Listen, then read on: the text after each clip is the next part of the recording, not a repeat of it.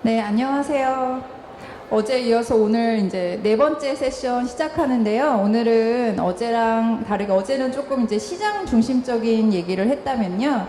오늘은 보다 조금 더 학술적인 내용에 가까운 이야기를 준비했습니다. 하나는 네 번째 세션은 저희가 이제 15년도부터 이제 세계 시장에서 알려지기 시작한 단색화 사조를 동아시아 추상 미술의 흐름 속에서 저희 단색화가 가지는 의미나 또 세계 미술 시장에서 활동하시는 분들이 어떻게 바라보시는지 그 부분을 이제 패널들 분들께서 이야기해 주실 거고요. 저희 지금 모더레이터로 나와 계시는 그 포스트에게 오정화 교수님 소개해 드리면서 저희 세션 조금 늦었으니까 바로 시작하도록 하겠습니다. 네, 선생님. 안녕하세요. 모더레이터를 맡은 포스텍의 우정아입니다. 제가 발표 시작하기 전에 오늘 발표자 세 분을 소개를 시켜드릴 텐데요. 사실 제가 소개를 받아야 할 정도로 다 세계적으로 유명하신 각 분야의 전문가 선생님들이셔서 소개가 필요하지 않을 것 같습니다만 간단하게 말씀드리겠습니다. 첫 번째는 데이빗 조슬릿 교수님이신데요. 지금 뉴욕 시립대학교 그라듀에이트 센터 대학원 미술사학과 교수님이시고 교수님이실 뿐만 아니라 2015년에 뮌헨과 비엔나에서 페인팅 2.0이라는 전시, 그리고 휘트니 미술관에서는 2019년에 레이첼 해리슨의 회고전을 기획하고 계십니다. 그리고 현대미술을 공부하시는 분들은 조슬릿 선생님의 책을 모두 다 한 권쯤은 읽어보셨을 텐데요. 최근에 After Art라는 책이 있고, 그리고 현재는 Heritage and Debt, Art in Globalization 이라는 책을 집필하고 계십니다. 두 번째는 일본의 쇼이치 히라이 선생님께서 발표를 해주실 텐데요. 현재 국립 도쿄 현대미술관 수석 큐레이터이시고 도쿄 국립신미술관 효고 현립미술관에서 큐레이터로 재직하시면서 구타이를 비롯한 전시회를 많이 조직을 하셔서 일본 이제 전후 현대미술을 대표하는 구타이라는 미술운동의 전문가로서 여러분들께 소개를 해드릴 예정입니다. 세 번째 발표자는 에머슨 왕 선생님입니다. 큐레이터 및 미술평론가로 2015년부터 2년간 아트 타이페이의 총감독을 역임하셨고요. 그래서 오늘 제 중국 현대미술에 대해서 소개를 해주실 텐데 2014년부터 하우스뉴스 홍콩에서 아시아 유럽 현대미술 전반을 다루는 칼럼을 쓰고 계시고, 그리고 이제 2003년부터 중화권 잡지에 기고를 하고 계시고요. 특히 국립현대미술관의 객원연구원으로 2년 동안 서울에 계셔서 한국과도 인연이 깊으신 분입니다. 그럼 발표 첫 번째 데이빗 조슬릿의 발표를 시작하기 이전에 일단 모두 저희가 단상에서 내려가서 발표를 진행하는 것으로 하겠습니다. 감사합니다.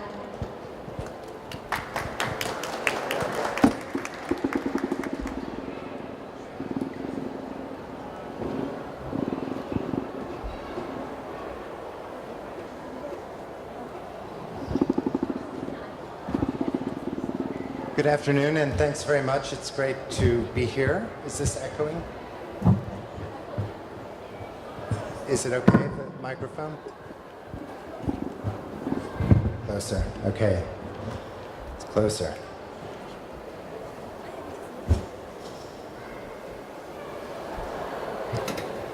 Okay, the question I want to ask to this afternoon with using Liu Fan as a case study is how to describe a global art world.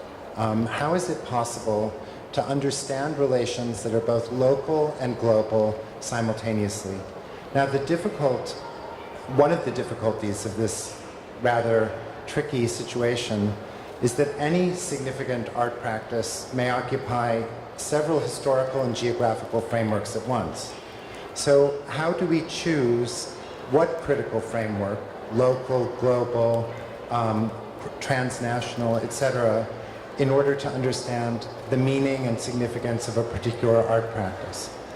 Rather than attempting to solve this problem in the short time that I have today, what I wanted to demonstrate instead is the complexity of it by suggesting 5 different historical or geographical frames that we may use to value the work of Liu Fan's paintings from the 1970s.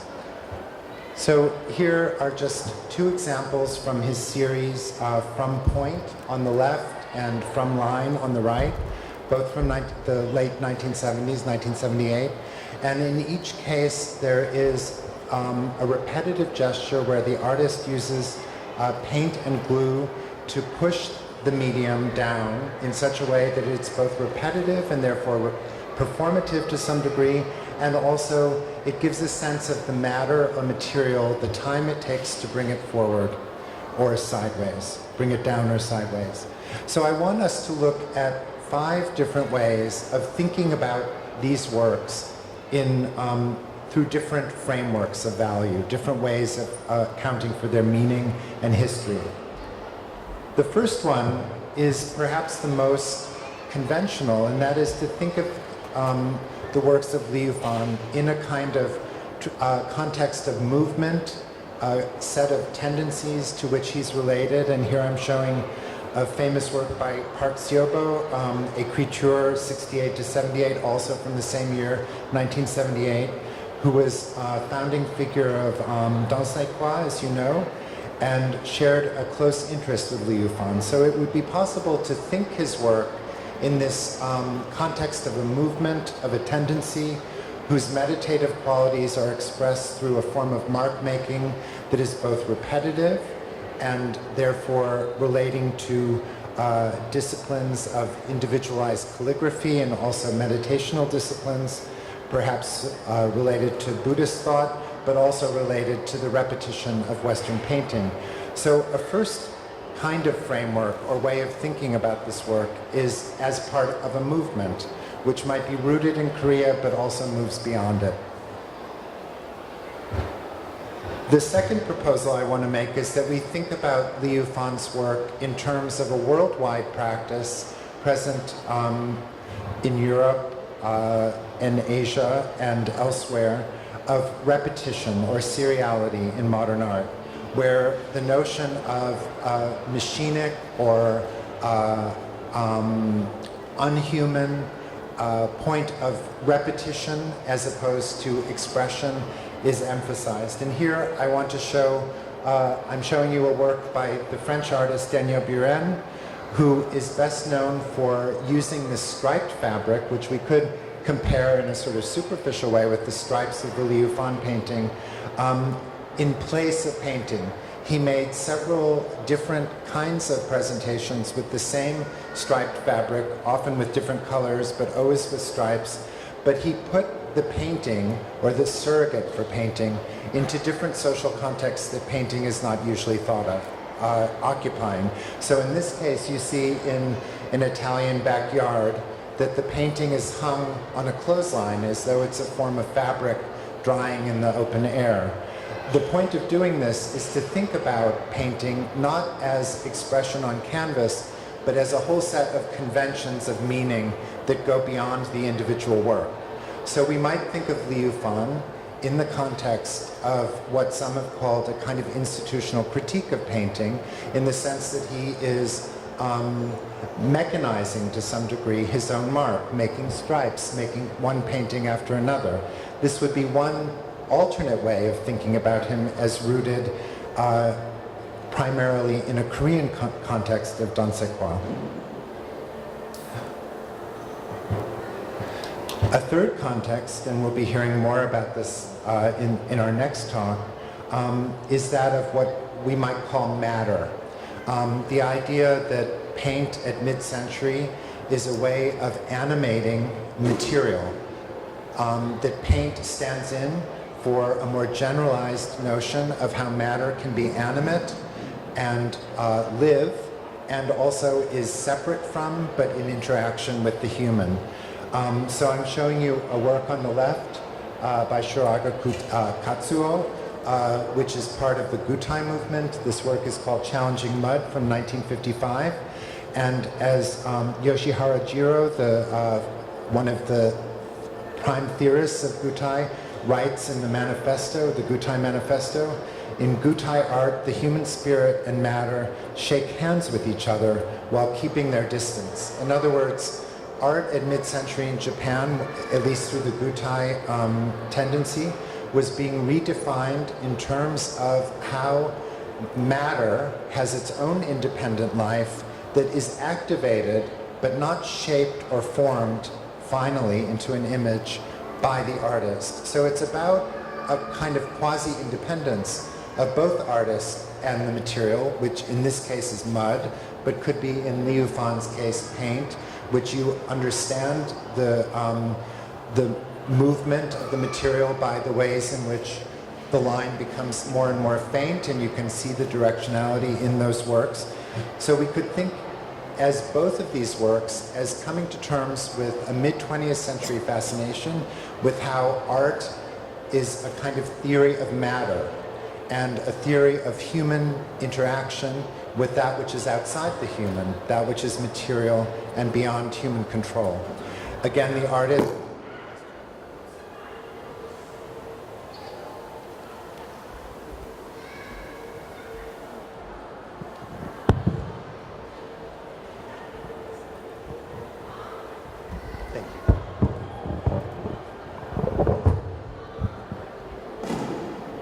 in a Western context, the artist is always thought of as the master of matter, as overcoming its shape and forming it into a kind of almost human-like material.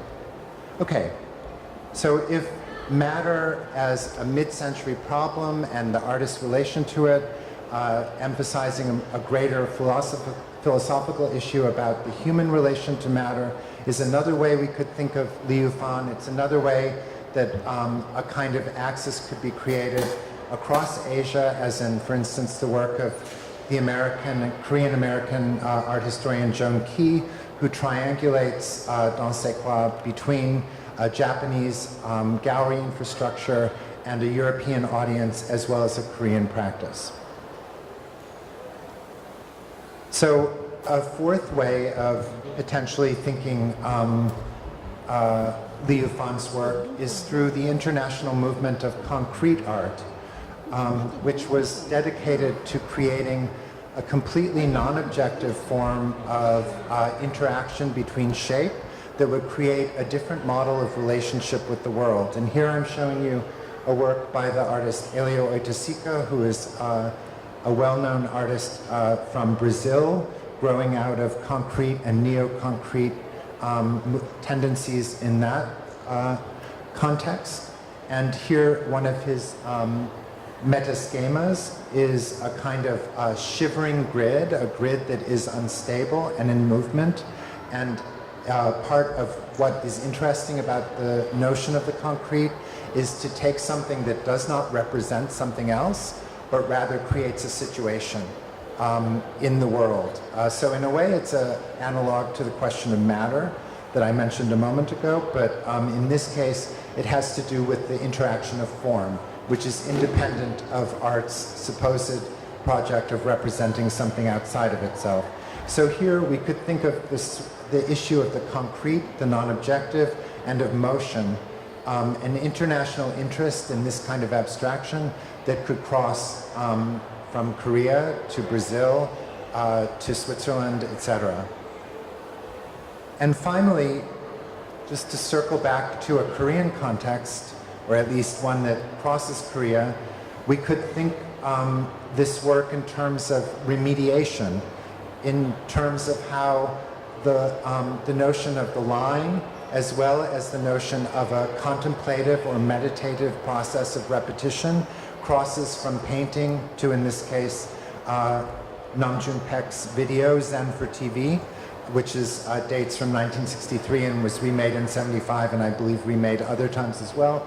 But in this case, the television monitor is amended so that the signal is transformed from a normal broadcast symbol into a single line, and he relates this to a kind of notion of Zen. So we could think about how the line, how this idea of a direction, of an image becoming singular and repetitive. In this case, the repetition of the Paek example is that it's constantly remade in time as a broadcast signal, and yet it seems like a static line. So it's both very contemporary, very present, very constantly remade and ephemeral, but also it has the kind of classical timelessness that he relates in the title to Zen, and that we relate to the single line. So here we could think about a reading that transposes a certain set of interests from the medium of painting to the medium of video and beyond, perhaps to performance. Now, my point in doing this, and here I'll just conclude by saying that the question of how to choose a narrative for describing works of art, whether to use a local tendency, to make connections with global practices, to make a triangle between Japan, Europe, and Korea, for instance, all of these questions are also ethical questions, and none of them are self-evidently true or truer than the others. So in dealing with making an account of global art, global modern and contemporary art, I think we have to think what's at stake in the frameworks that we choose, how we decide to make a connection and a network across these different frames of value. Thank you very much.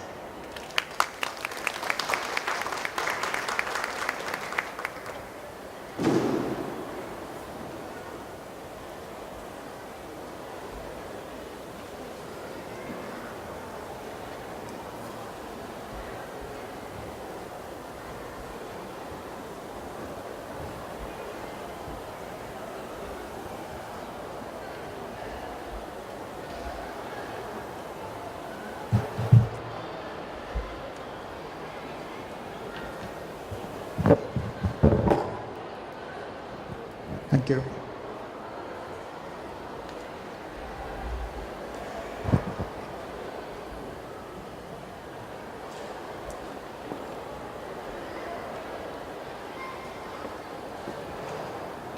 Hello, my name is Shoichi Hirai. I come from the National Museum of Modern Art, Kyoto. And I can not speak Korean at all. And I can speak English a little bit, so I'm sorry I speak in Japanese.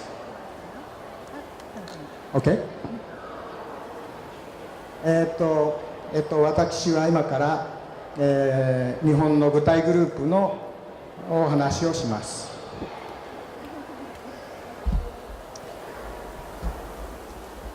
このファッツ具体というテーマは、私が13年前に出版した本のタイトルです。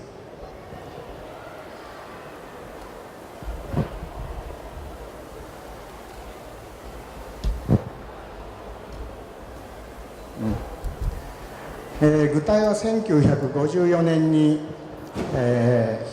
日本の芦屋というところで結成されました。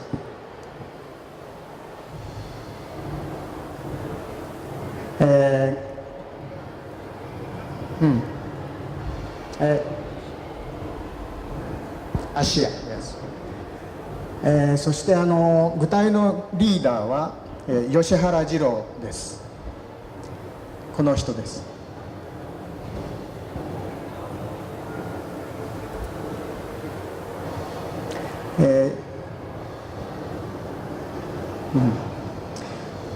吉原二郎は、第二次世界大戦の前から、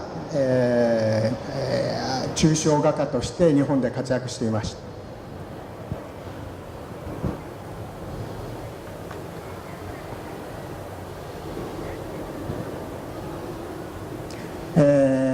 この具体を結成した時は50歳です。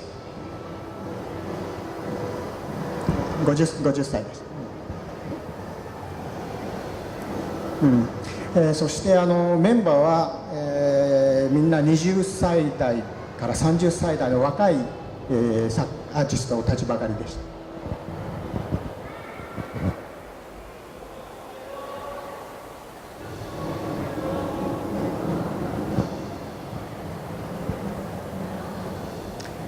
具体は吉原二郎を先生のようにして、若い人たちで、集まって、活動したグループです。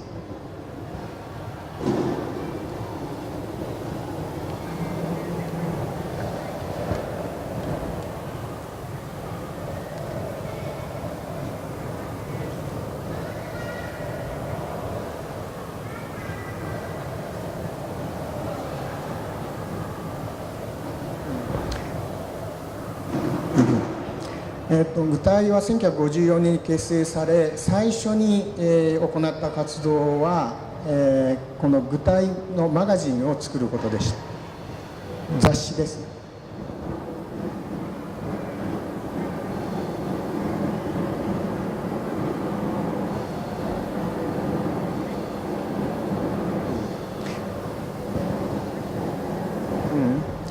その、第1号に、吉原二郎が、具体について、具体グループについて書いています。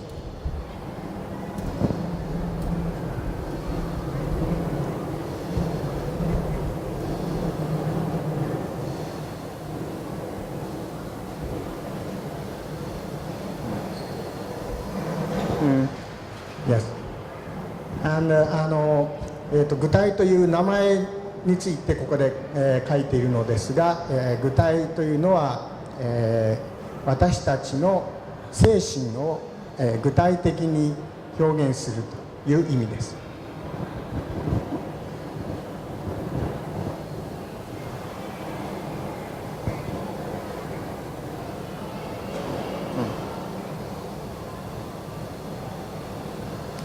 具体の具体を、結成するにあたって吉原二郎が、メンバーたちに、2つのモットーを、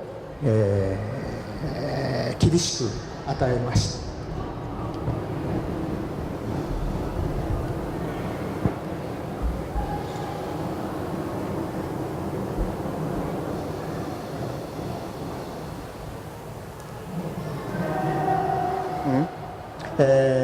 一つは、抽象的な表現であること。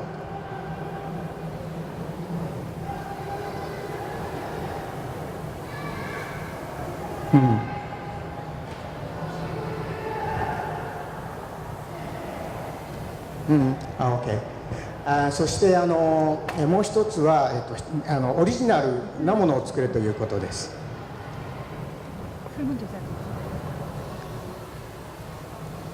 そして1955年の、に、芦屋の公園を使って、こういう野外の展示を行いました。これは当時としてもとても、ユニークなものです。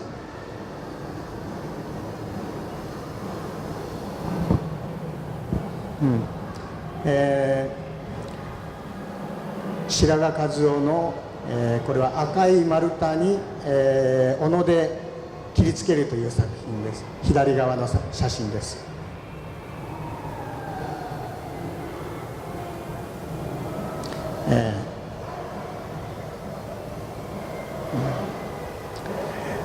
それから本永貞正は、この写真の左側ですが、赤い水を、ビニール袋に入れて、木から吊るしました。このように非常に、ユニークな、絵画でも彫刻でもない作品が、この野外の展覧会でたくさん出品されました。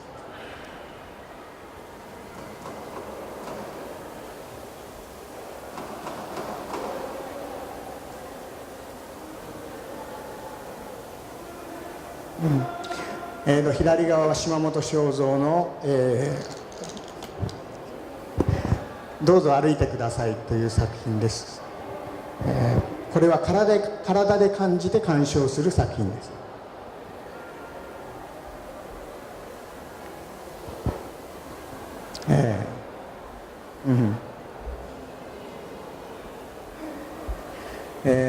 それから野外の展覧会ですので夜も展示をしていました。これはライトアートの、先駆け、と言えると思います。光を使った表現がたくさん出品されています。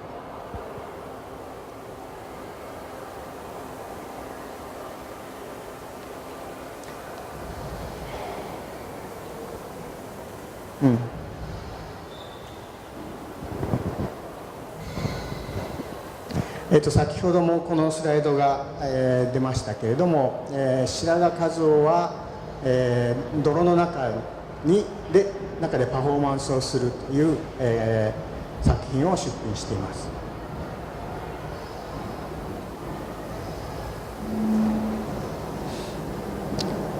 泥の中で格闘する作品です。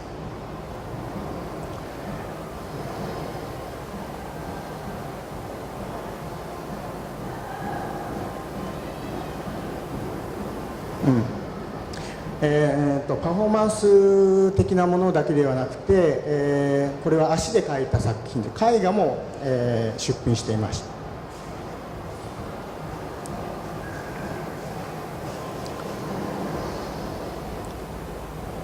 た。それからこれは第1回目の、具体の展覧会です。このように立体的なものだけではなくて、絵画もたくさん出ていたことを、覚えておいてくださ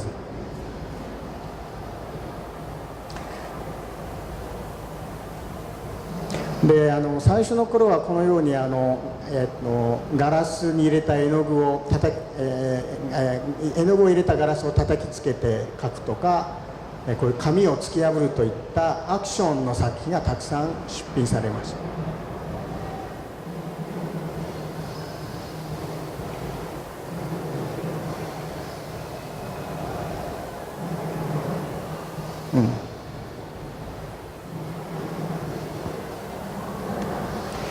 そしてそのパフォーマンスを使う作品は、舞台ステージを使って表現するというところに、発展します。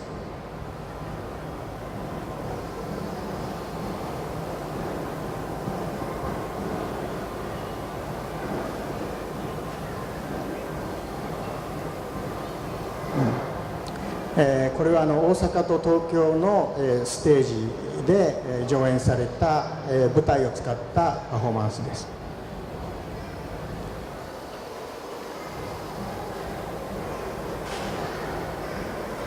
このように舞台は結成された頃は野外を使ったり舞台を使ったりして非常にユニークな活動をしていましたが、1957年にフランス人のミシェル・タピエという評論家が日本にやってきて、具体グループは絵画のだけを制作するグループに変わっていきます。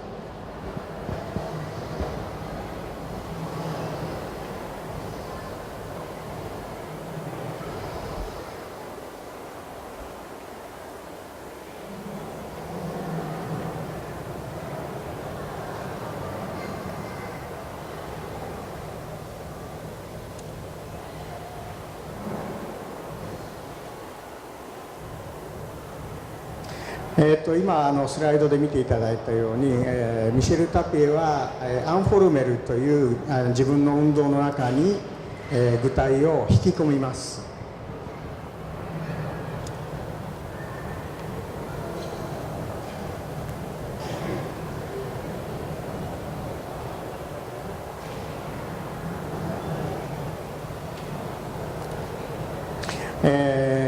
絵画グループに変わっていきます。具体は絵画グループに変わっていきます。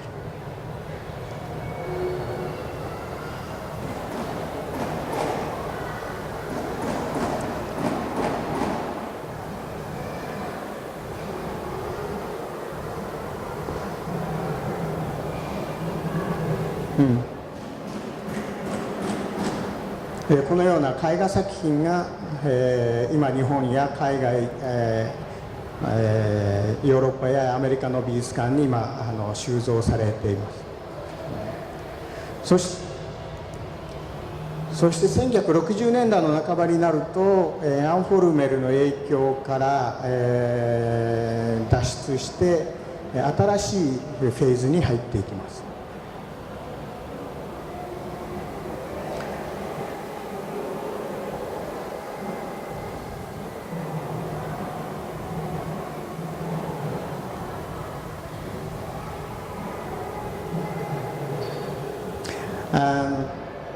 このような、アクションやマテリアルを強調した絵画ではなくて、モーターで動いたり、あるいはプラスチックで作った作品がたくさん出品されます。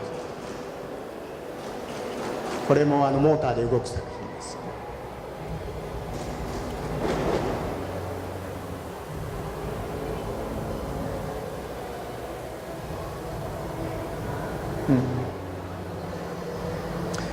これもモーターでこう毛虫のように動く作品ですね。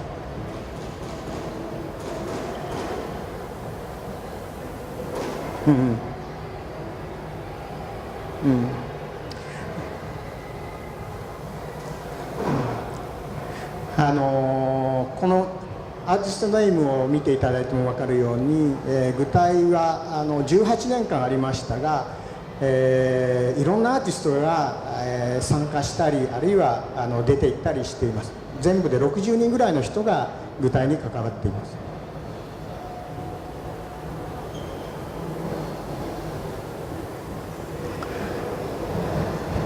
そして1970年、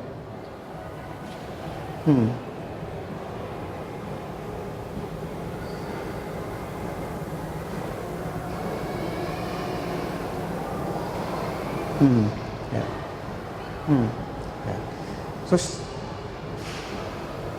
して1970年大阪で大きな、国際的な、エキスポがありましたが、そこに具体も参加します。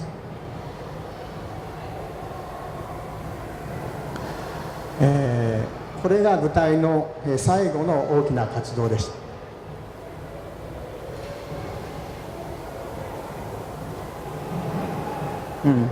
ここで昔行ったようなこういう広場を使って、パフォーマンスをすごく大掛かりなパフォーマンスを展開しました。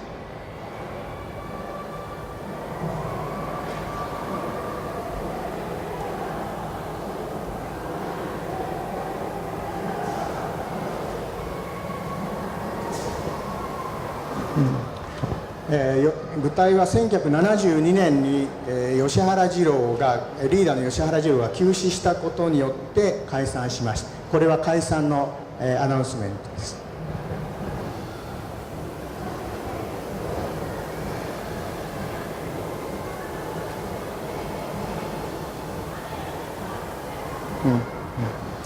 以上で具体グループの活動のご紹介を終わります。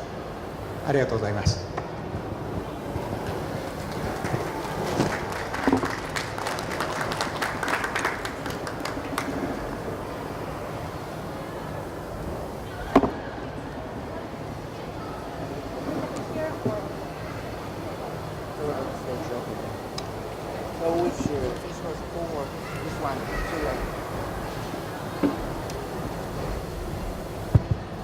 Okay, good afternoon. I'm Emerson Wang. I'm from Taipei. During the past 2 years, I worked for Art Taipei. I was director. So when we talk about Korean dansehwa and Japanese kutai, I think that is only 2 points that we see one single countries, how they are the development of contemporary art or modernism. And what I would like to present today is also including the Chinese abstract art. And it's a long history and also a very complicated political situation between China and Taiwan. So when we're talking about abstract art or painting in Chinese world, it's not only in China, also including Taiwan. And today what I would like to present is that also talking about the short history, that how that development of abstract painting developed in Taiwan, but also reflect to the history of mainland China. So my title is A Way to Exist, because when the young generation, the artists during the 1960s, they try to confront or to question the traditional Chinese painting. So they try to find out a new way of creation of world. So today I would like to also talking about some pioneers of abstract art in Taiwan. And this is about the two sides about the traditional and contemporary art. And when we're talking about abstract art, actually in Chinese painting, you don't have to think about only ink and paper, also about calligraphy. This is a quite important one, especially in Japan and also in Korea. When you go to National Museum of Korea or Palace Museum in Taipei, also you can see a lot of calligraphy paintings. And those paintings also reflect some kind of new notion that not only talking about kind of idealism or idea future for the literal slide. They also present from the painting to say something they would like to do in the future. And so when we're talking about the contemporary art in the whole Chinese region, including China and Taiwan, and also especially abstract ones, it should be after the Chinese Cultural Revolution, and also after 1949, the occupation from Japanese government in Taiwan. And so later on I show you some paintings, those also just I mentioned that from the calligraphy. And also because the traditional calligraphy, it means also some kind of characters painting, writing. Is there some meaning in the words? But nowadays that a lot of calligraphers, they write calligraphy not only for the meanings of the words, also about the stroke, lines, also the construction. So this is one calligrapher from Taiwan called Dong Yangzi. She's a female, but she used very, very huge stroke writing, and also it's a whole body movement gesture. And also she cooperates with different artists, like such kind of video art. So it's an interactive art. And they're thinking about how to reconstruct the painting. And this is the last year in the Art Taipei, our art fair, and also one artist called Xu Yongxin, and he also transformed the new way of calligraphy. So when we analyze about contemporary art, ink painting and calligraphy, we also have to think about the diversity, and also from elegant literature ink, and also the other way is that the gesture abstraction. So nowadays, when we're talking about abstract painting, not only the traditional way of oil painting, water on ink, also installation, video art. So this is one of painting by artist called Zhu Dequn, who lives in New York, Paris, sorry, in Paris. And so when we talk, I just mentioned that we have to think about after 1945, 1949, there's a revolution, cultural revolution in China, and also occupation from Taiwan. And also when we're talking about the Chinese abstract painting, normally it's about the political issue. Why the artists, they try to make abstract painting is also the way they try to avoid the politic. They want to confront the politic. But in Taiwan, it's totally different because Taiwan is under democracy. So we have more freedom, liberty to thinking about just pure art. The artists, they can think about for themselves how they can create their new way. So now I only focus on the abstract painting in Taiwan, so it's more easy to, you have a frame idea about it. And about the young generation, they were also born around 1930s, those artists. For example, there's one also artist present here, called Huo Gang. He was born in 1931 or 1932. And those artists, nowadays they are over 80 years old. And that time, those young generation, some of them were born actually in the mainland China. And they follow from their family, or they follow from the military. The Jung-Ah military moved to Taiwan. So this is also kind of like a historical issue for them. They have to think about their family root, but they also have to start to redigest the new way of life in Taiwan. So they were influenced by three very important professors. And one is Li Zhongsheng on these pictures. Li Zhongsheng who lived in Taiwan, but also there are two very important professors. One is Zhao Wuji, also lives in Paris, and then this Zhu Dequn. And Zhao Wuji was passed away in 2013. Zhu Dequn was passed away in 2014. And Li Zhongsheng, this one, was passed away earlier, 1984. And this painting by Li Zhongsheng was painted in 1965. And that time, actually, in Taiwan, there was not so many people that noticed their painting. So most of his works now is the collection in Taichung City, the National Museum of Fine Arts.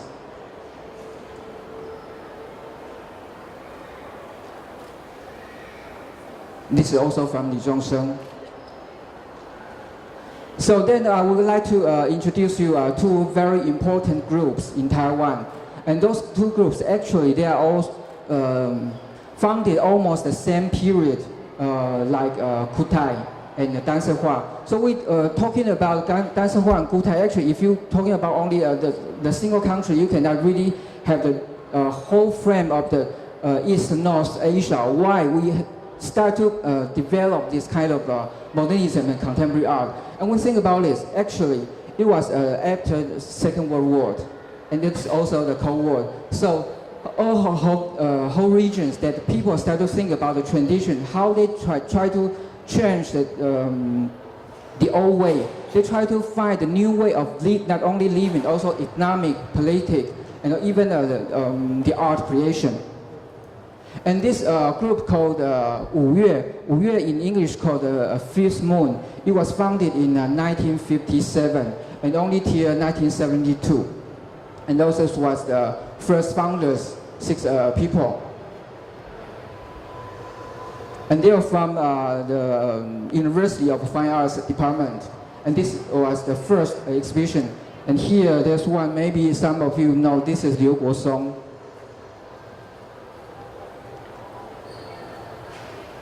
And the Fifth Moon actually is refers from like a salon in Paris. So this is a painting from Liu Guosong. He was born in 1932. He is originally from Shandong, China. So recently he has a lot of retrospective exhibition in mainland China, not only in Shandong but also Shanghai, Beijing. And he donates a lot of his works back to mainland China. He started to think about the new way of pen ink on paper, and also even the papers. He went to a factory to discuss with the master how to produce special paper for his painting. So we call this painting called Liu Guosong paper. So also a painting from Liu Guosong. The second artist I would like to introduce is Chen Tingshi. Chen Tingshi, he is a little bit like a poem, and he's a little bit deaf, and so he's always very quiet, and also only present his feeling with painting. And most of his work is with woodcut print. And he also made sculptures.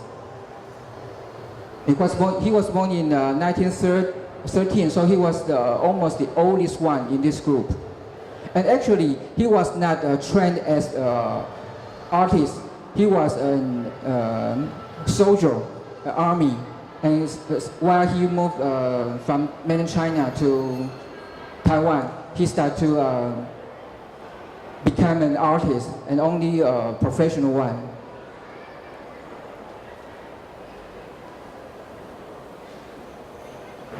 It's also from Chen Tingshi. And the third one called Feng Zhongrui. Those members of the group, most of them actually they all study abroad, such as Feng Zhongrui as well. He was born in 1934. So from his painting, not only abstract, also he used a little bit kind of like Dunhuang, his calligraphy writings on his paintings. And these are a little bit more early works. And the next one is Hu Qizhong. He was born in 1987 and passed away in 2012.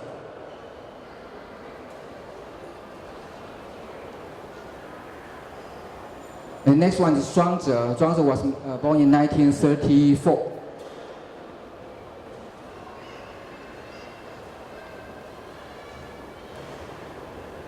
So from their works, you can also see not only total paintings, also sometimes refer to the old traditional Chinese water ink painting. Also there are some like poems, writings on the walls.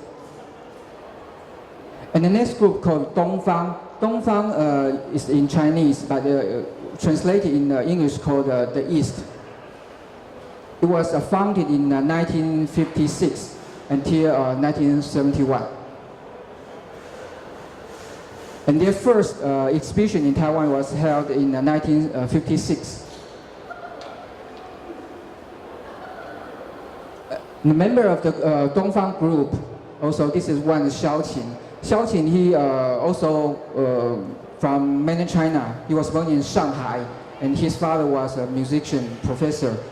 And when he moved to Taipei just a few periods, and afterward he went to Spain to study. So I think he stayed in Barcelona for a few years. And also some galleries in Barcelona, they have also collect his works in Barcelona. And after he found out that his idea and also his creation is more close to Italy, so then he moved from Barcelona to Milano. And after he stayed in Milano quite a long time. And from his painting, he also used a stroke and also with just a very single pure color. So it's actually so reflected to a little bit like Dancer Hua. And he has just one special, a big retrospective exhibition nowadays. It's happening in Milano now. And I think next year he will have also another big show in Shanghai. And this is Huo Gang. Huo Gang was born in 1932. This artist, he was also here in the KIAF 2 days ago. He also on the stage and talking about his work. And also in KIAF here, you also can see some of his work here in KIAF. And Huo Gang, he was also a soldier and then moved back to Taipei. He became an artist. And afterward, he also moved to that time in Taiwan, he was not so satisfied with his training of art. So he asked a lot of friends how he can learn the painting. So from Li Zhongsheng told him, you have to forget everything. If you forget everything, maybe you have a new way to paint. And he asked like Xiaoqin, all the other artists, they went abroad. So he got a chance to go to Italy. But that time he went to Italy, he was not for study, he was as a worker. And then he learned Italian and also started to think how he can create it works. And every day he painted a lot of paintings, then he showed his works to the galleries. And not only in Italy, also in Switzerland, in Germany. And afterward find out that he is really goal is to be a professional artist. So afterward also some galleries pursued his painting. Then he also stayed in Milan for more than 30 years. He just moved back to Taipei 3 years ago. And this is Chen Daomin. It's very pity that he just passed away this year. So he will have one solo show this year in October in Art Taipei. And this artist called Li Yuanjia.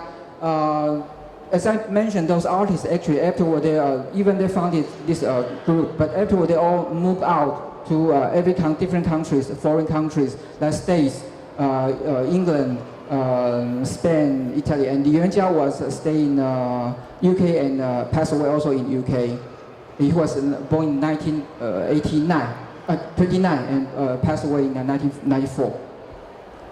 So most of his works nowadays still are in England.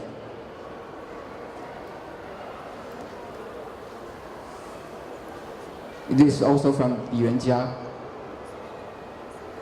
So when talking about the history of contemporary abstract art in China, you cannot be only understand in the purely form terms. It's also important to understand the marginalized place that abstract art has had in China, at least until recently.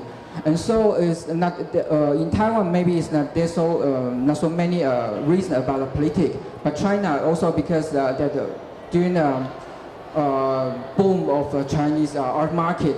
So a lot of artists, they try to make a lot of abstract painting because there's no boundary about the language, so they try to make it. But here, something I show you, those artists, they don't try to confront or to follow the art market. They only try to follow their own heart. So even nowadays, a lot of artists, they also transform, also a lot of interest to transform the tradition into contemporary. At the same time, tradition can also be a target. Some want to rebel against tradition, but also either way, it can be seen as a positive force that empowers for creation of new art. Tradition benefits contemporary abstract art in many ways, such as through repetition, serious form, involvement of a script or written language. An empty background, especially in the Chinese painting, is a lot of empty background, and they also put a lot of space, and which also signals nothingness or spontaneously. And we cannot find the same phenomenon in the Western art, a related respect of tradition, which took the heart of injunction to make it new.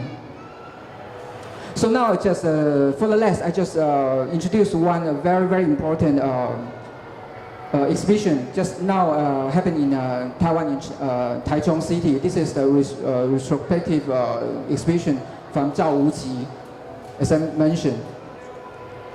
So if you have a chance to go to Taiwan, you can visit his exhibition. And this is really organized by Zhao Wuji Art Foundation and by his wife.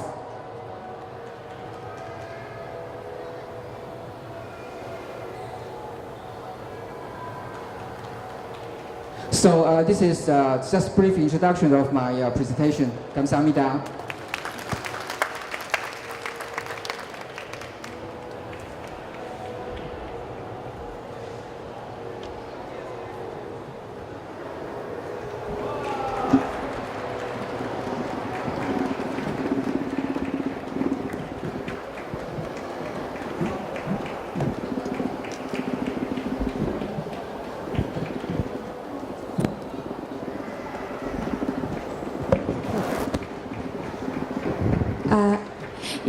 발표를 잘 들었고요. 그리고 다음에는 이제 제가 모더레이터로서 발표자분들께 질문을 하나씩 드리고 발표에서부터 이제 조금 더 발전시킬 수 있는 내용의 질문을 드리고요.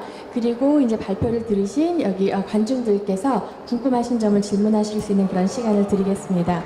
I will ask, some questions to the speakers today, and I will ask the 3 questions all at the same time, so that David and Emerson have some time to before they responding to my questions. Well, the first question to David it's about the positioning of Asian artists and art historians in this global cultural system. And actually, I think he already gave us a great answer to that. So I would like to ask him to elaborate a little bit more from that. Since the 1990s, there has been a great deal of discussion among the Asian art historians and artists. The main issue, the central issue, was the question how to come to terms with this dominance, about the dominant paradigm, which means that the highly Euro-American centered art paradigm, and Asian artists still have to be judged and defined by that. So according to this framework of center and periphery, art from the region was expected to reflect some authentic local culture.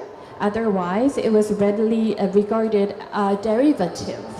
So some scholars emphasized the local references and very specific social circumstances of Asian art. And then in that case, it makes the non-Asian scholars can find a lot of difficulty in accessing to the Asian art products. So I'm sure that Hirai and Emerson also have their own positions regarding this question. But now we have David, an American scholar from the center, talking about Yuhan in this Asian abstract art conversation. So we can ask him to talk a little bit more about that. Okay, thank you for that question.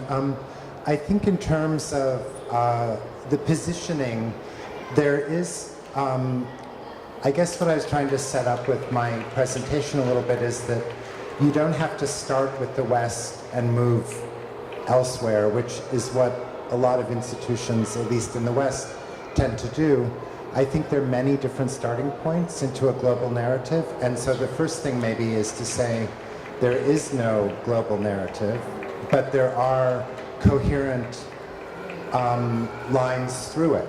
And so I could imagine a story like beginning in Taipei that was about mid-century abstraction, for instance, that would work very differently. Or if you start with Japan and move to Europe through those who came to Japan, the way usually Western stories of non-Western places have to do with the people who come to the West.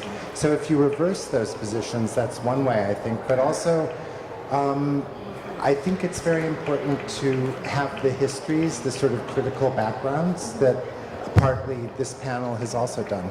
Okay, so I was very pleased to look at those 5 references that you mentioned today during your presentation. I never thought that I can kind of relate, for example, Liu Han's work with Daniel Burent, for example. So you provided already a very kind of an alternative framework, an interpretive framework to look at those, artists in general. And I want to ask to Hirai-san. And then, Kutai already received a lot of attention from the international art world in the 1970s. And after that, even though it's not exactly chronological, but after that, Monoha from Japan's, as a Japanese avant-garde art movement received a lot of attention. And now we have Tansekwa of Korea.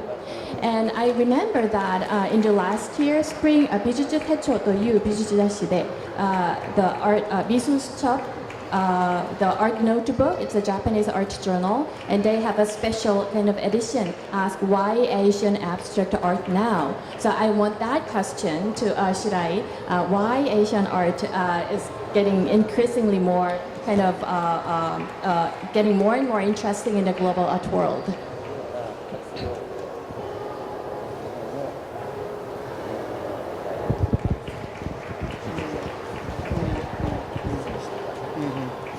具体自体は1980年解散して10年後ぐらいに非常にヨーロッパから再評価が始まりました。 최초의 구타이 활동은 1970년대, 80년대 유럽에서 스타트한 것들이 훨씬 더 많은 집중력을 갖게 해주셨는데요.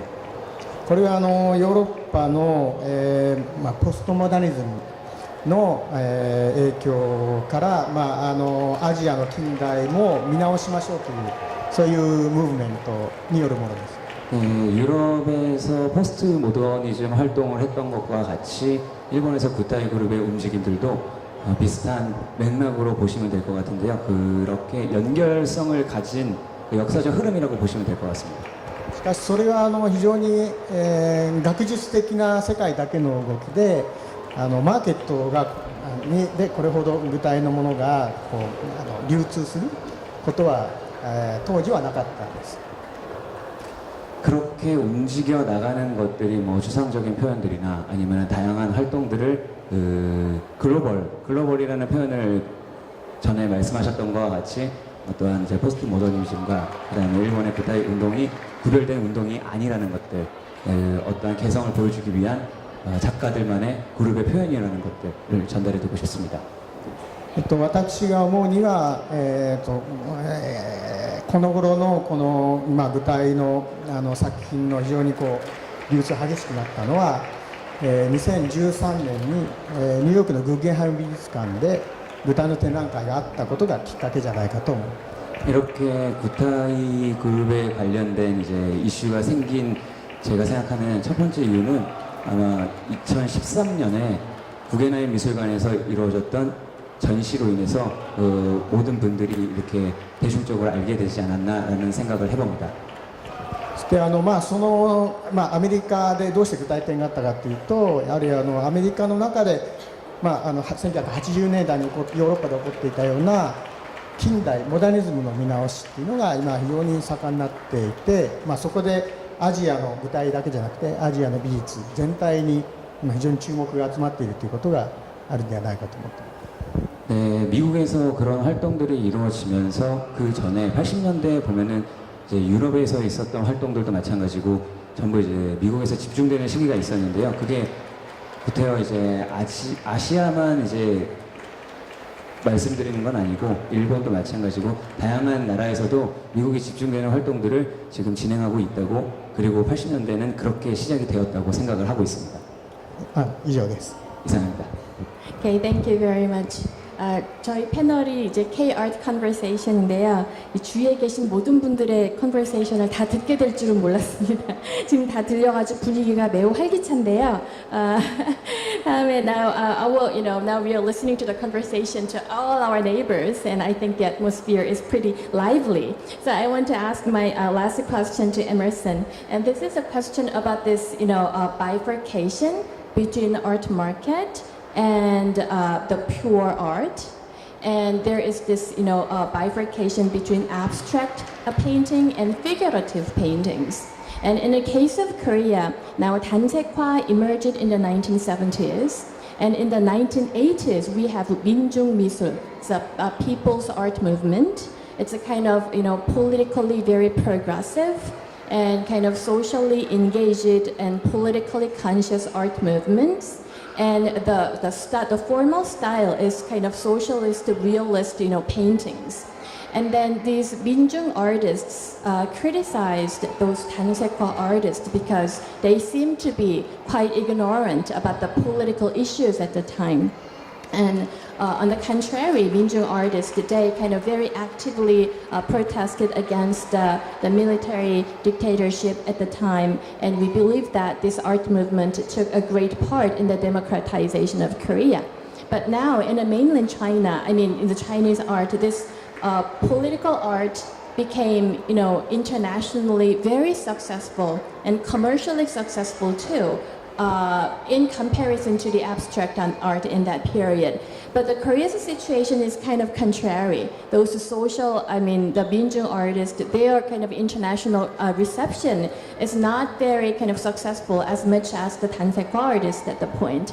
And then actually the 민중 art, there was a huge retrospective in the 1994 in the National Museum of Modern and Contemporary Art. It was a huge success in Korea, but a lot of 민중 artists and critics, they deplored that this commercial success means the depth of this, political art movement. So I want to ask Emerson about this kind of really complicated relationship between abstract art and being political or not political.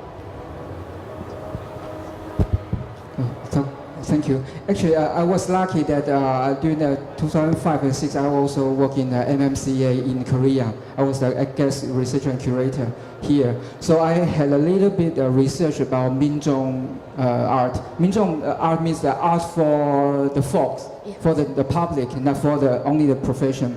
So I know what you mean. But in the case in Taiwan or in China was quite different.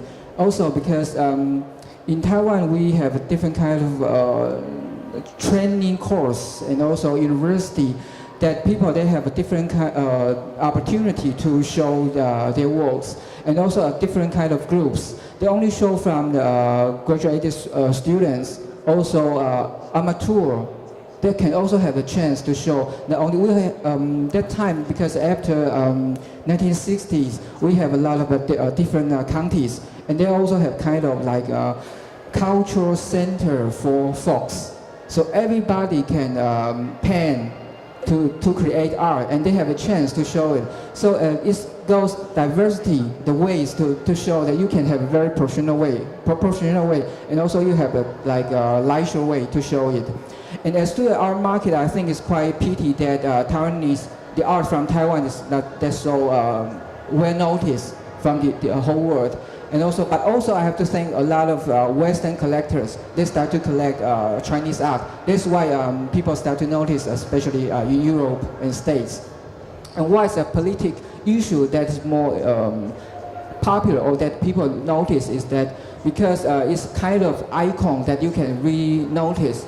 And also like the portrait of Mao Zedong, a portrait of some people, and also like socialism, that kind of painting or topic that people can realize easily that is happened somewhere. So when people only think about abstract painting, maybe they cannot really recognize where it from. There's also some kind of reason. And I'm also very lucky during the past 2 years, I was a director of Art Taipei. So I really try to rebuild art history through art market venue.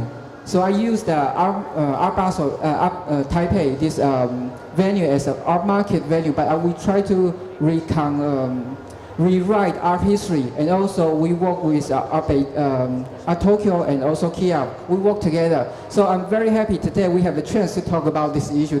I'm very happy to really make it real. All right, so we have a lot of audience members here, and I'm sure that you have also questions you want to ask to the speakers today. So if you have a question, you can raise your hand and briefly introduce yourself, and then ask, direct your questions to the panelists today. 오늘 질문 있으실 것 같은데요. 여기 뒤에 동시 통역하시는 분이 계셔서 그러니까 우리말로 질문을 하셔도 다 이렇게 통역이 되니까 질문 있으신 분은 자유롭게 이제 손을 드시고 질문을 해주시면 될 것 같습니다. 쉽게 자주 보실 수 있는 분들이 아니어서 혹시 그동안 궁금하신 점이 있으시거나 했으면 이번 기회를 활용하시면 될 것 같습니다.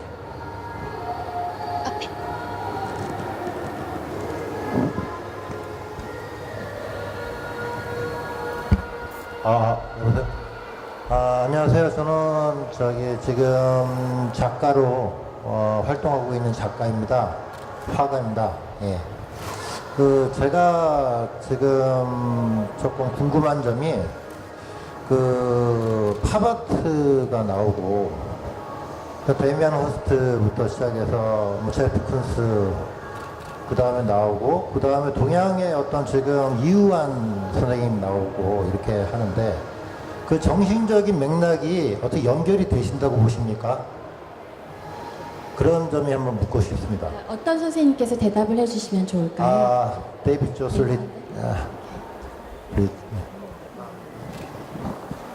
Well, I mean, I think that one of the issues in pop art that is seldom acknowledged is how abstract those paintings actually are. I mean, the term suggests that it's the material is drawn directly from the media, but that's never really true. And so, in fact, I think it probably makes sense that pop art is a kind of abstraction from the world of media that is probably informed by the same kind of structures of repetition and mark making that are present in abstraction. I think they're actually sort of two sides of the same coin, possibly. In fact, maybe the Minjun practice is the odd one out because it's a different kind of realism that is precisely not trying to abstract or mediate experience, but to kind of grasp it directly on some level.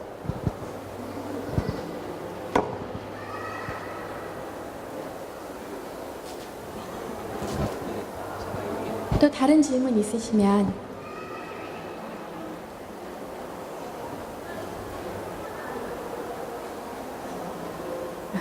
네.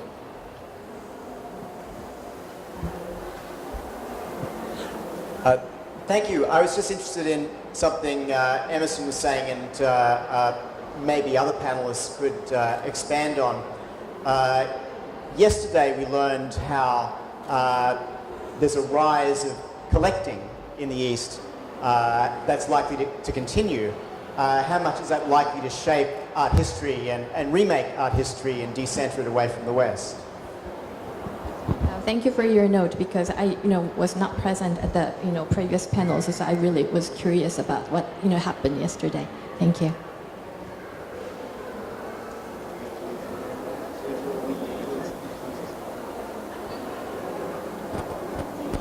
Yeah, and then you can, our panelists, if you have questions, among us, you can, freely ask some questions, and we can, have some conversation about this topic.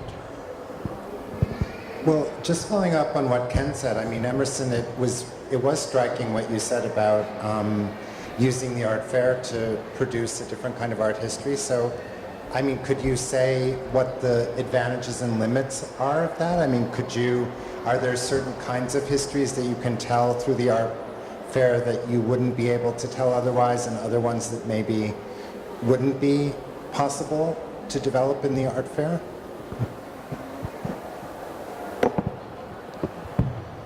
The art fair is also for the art market. So when we introduce or ask the galleries to apply for the art fair, we also suggest that if they can have some kind of like a Good Thai, Dancehua or Wu Dongfang, those groups this period, and we encourage them to show those work, and we make it to the press. Let's say it's the whole region. We reflect back to the history of art to see the whole region, how it happens to we have this kind of contemporary art. That's how what we did in the past 2 years. And also I think it's also that good way that not only thinking about contemporary art market.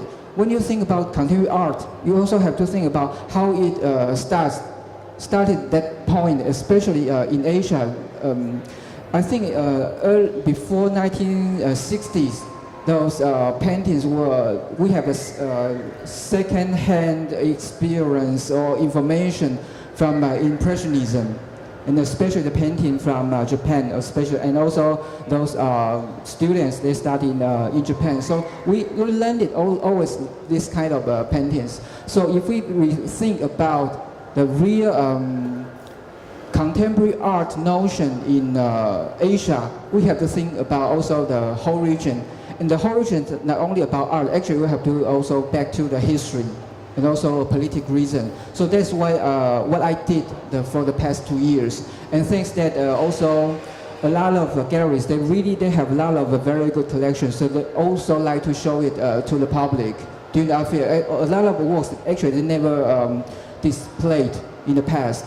So during the art fair, we have the chance, we're lucky to see it.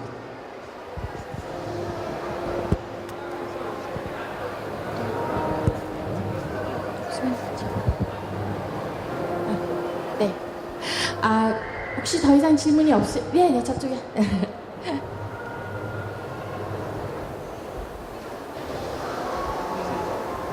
Hi, thank you for your wonderful presentations, all three of you.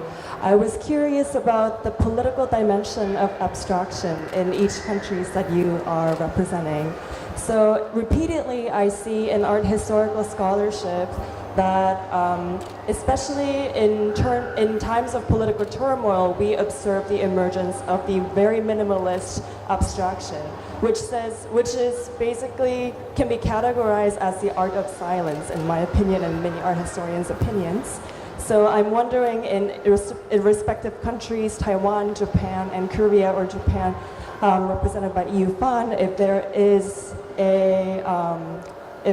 a narrative or the stories that you are particularly dealing with when it comes to comparing the emergence of abstraction to the political ideologies that are surrounding the period.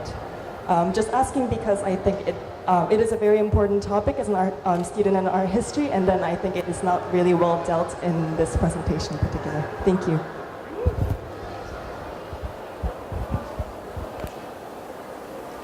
No. 具体について言うと、具体が結成された頃日本でもとても政治的な絵画がたくさんありました。 일본에서 구타이 그룹이 형성됐을 시기에도 굉장히 이제 정치적으로 문제가 많았을 시기였을 텐데요. ですが吉原二郎はそういった政治的なテーマを表現するんじゃなくて、もっとこう人間のこう、生きているその生きている実感というものを表現しなさい、そういう要するに、社会的なことじゃなくてもっと自分の生命に関わるようなことを表現しなさい。 근데 반대로 일본에서 구타이 그룹 활동은 정치적인 표현을 하기보다는 본질에 대한 것들에 대한 연구가 더 심도 있게 들어갔다고 합니다. 그때 제일 중요한 것들이 이제 자기의 내면을 표현하는 것들, 결국은 그 정치적인 영향들이 본인들한테 하나씩 다가가는 게 영향을 받기 때문에 그런 영향을 받지 않고 내면에 대해서 본인이 얼마만큼 컨트롤을 할 수 있는지 그런 표현에 대한 연구가 더 심도 있게 들어갔다고 할 수 있습니다. 人のやれないことをやれっていうのがモットーだったんですけど、オリジナリティを追求しなさい、それはつまり自分自身を発見しなさいという、吉原二郎の、考え方、アートを通じて自分自身を発見する。 네, 요시하라 지로가 가장 크게 생각했던 것 중에 하나는 다른 사람이 하지 않는 것들을 해야 한다는 약간 모토가 있었는데요. 예, 자기 자신을 발견하라 라는 이제 모토로 항상 이제 그 그룹들이 움직였는데, 그 정치적인 움직임, 사회적인 움직임들도 중요했지만 그런 것들에 영향받지 않는 움직임들이 훨씬 더 중요하다는 교육을 했다고 합니다. 吉原二郎はその国と国との違いとか、言葉の違いっていうのをあまり意識していなくて、抽象という表現は全ての人間に理解可能な、その言語、言葉である、と考えています。 네, 요시하라 지로가 가장 또 크게 생각했던 것 중에 하나는 나라와 나라의 관계가 아니라 국가와 국가의 관계가 아니고 또 언어의 장벽을 느끼는 그런 부분들이 아니라 어차피 인간들은 글로벌적인 하나의 문제이기 때문에 거기서 가장 본인의 내면들의 연구를 하는 표현들을 갖춰 나간다면은 그런 문제들은 전혀 발생하지 않는다고 생각을 했다고 합니다. だから先ほどの台湾のね、割と伝統的な墨とかそういったものを使ったああいう作品は具体にはほとんどありません。そういう伝統とか日本の文化みたいなものをあまり意識させないような表現を、選んでやっていた。インターナショナルな表現。 좀 전에 보셨던 이제 타이완에서 그 보여주셨던 작품 같이 이렇게 전통적인 부분들을 조금 보여주셨는데요. 네, 그런 부분들도 굉장히 중요하다고 생각은 하지만 일본에서 구타이의 움직임은 어떠한 전통의 영향을 받는 것보다는 본인들의 생각하는 움직임에 대한 포인트가 훨씬 더 컸다고 합니다. 이상입니다. I'll respond briefly to that because I think, the question of abstraction and politics is a very delicate one because, for instance, in the European and American context, Frankfurt School thinkers like Theodor Adorno would say that a withdrawal, into abstraction is in fact the only form of, not the only, but a privileged form of exiting a kind of commercial culture that absorbs everything. So I think that the issue is to not make an equation between abstraction and selling out on the one hand or abstraction and politics on the other, but to try to track the way, the kind of genealogies of political readings. So in the US there's been a lot of work on abstract expressionism, which on the one hand was understood as a kind of political effort to express individuality, but outside the United States it was promoted as a kind of imperial imposition of those values. So I think the issue is to understand the context of abstraction in each of these situations, and also what abstraction is quite variable across these different contexts. I just add something. The two groups that I introduced, actually, those artists, they don't only produce abstract paintings, because also there are another artists, they make very concrete painting or sculptures. But it is not related to our topic today, so I didn't introduce. So it's also why we're talking about the politics. Is also the situation between mainland China and Taiwan is also a little bit complicated. So when people thinking about their life, their daily life, their family, always this kind of like self-confidence or self-definition. They how to define themselves as Taiwanese or Chinese. This is always a big issue for us even nowadays. So a lot of paintings, the issue or topics also talking about the politics, but they transform into art way. Not say so directly, just say who I am or where I'm from. They transform as where I am. This is more important nowadays for the artist. Okay, now I think we have, our time's up. And then thank you very much for the audience members to listen very carefully to our presentations. And also I want to thank our speakers for the panel and then the organizers. Thank you very much.